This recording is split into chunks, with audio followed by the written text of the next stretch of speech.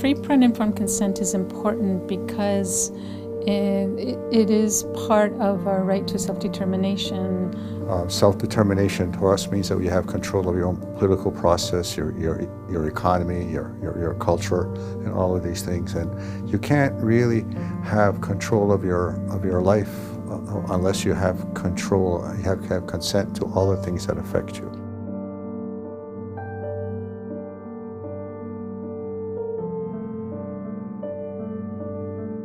It's definitely something that our people, I think, practiced. We just didn't call it that. We just call it being of a good mind. And being of a good mind means you have those abilities to respect, the courage to face each other's differences and to recognize those differences. Under Cree law, we have a trap line system in the northern Quebec where there's about 310 trap lines, and there's one boss per trap line.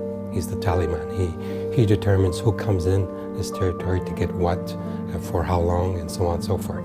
So that permission requested to the tallyman or the chief hunter is already incorporated in Cree law. So I think the parallel of free, prior, and informed consent is pretty easy to make.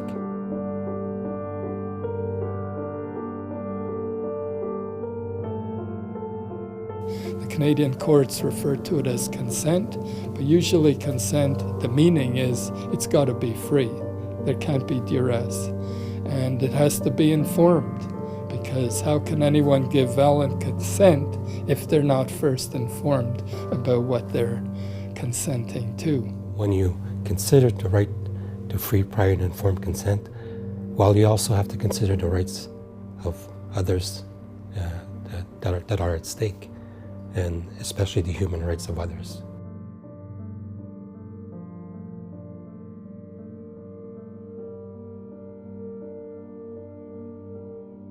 The Truth and Reconciliation Commission certainly recommends that the UN Declaration on the Rights of Indigenous Peoples be the framework for reconciliation in this country.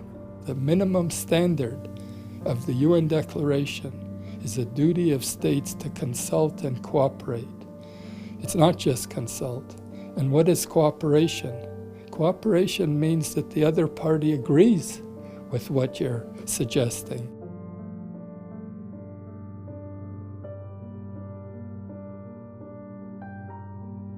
Canadians are inundated with messaging that suggests that free, prior, informed consent is a veto, and that there really shouldn't be free, prior, informed consent.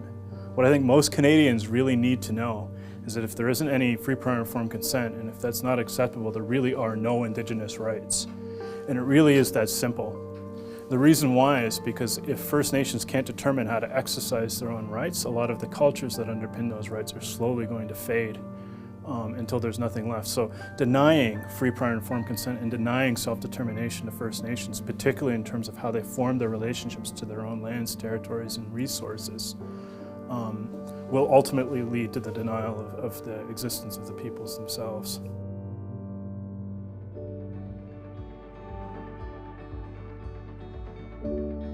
It's not just about policies and programs. It's really about living. Now we have a chance for substantive discussion, real engagement. We have a federal government that's made a commitment to reconciliation, that's made a commitment to the UN Declaration, which I think is really important.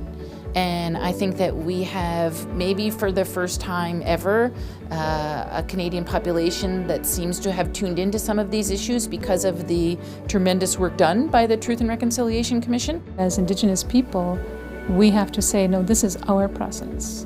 This is our right. This is our right to self-determination.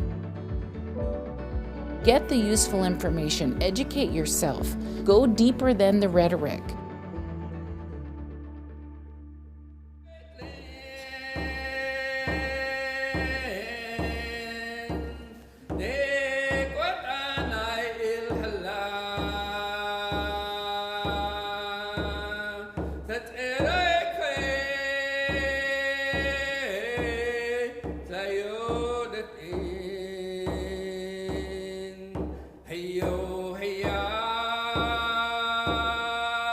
Hey yo.